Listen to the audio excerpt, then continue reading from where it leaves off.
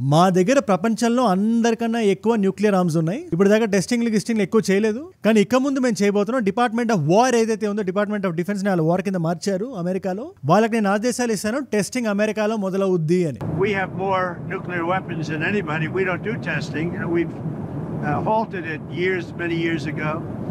But with others doing testing, I think it's appropriate that we do also. ఇప్పుడు ఇది వినగానే జనరల్గా వచ్చే థాట్ ఏంటి?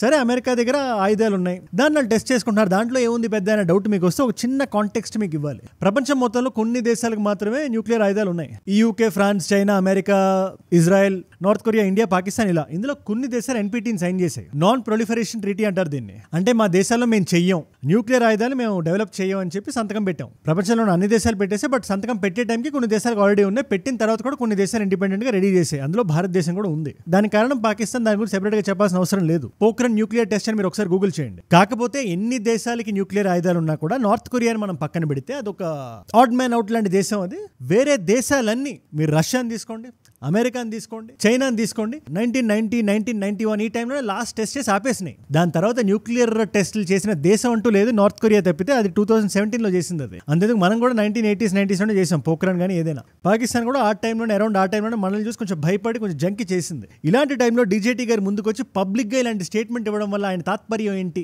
అనే డౌట్ ఎవరికైనా రావచ్చు. మీకు దీని కాంటెక్స్ట్ అర్థం కావడానికి ఒక చిన్న ఎగ్జాంపుల్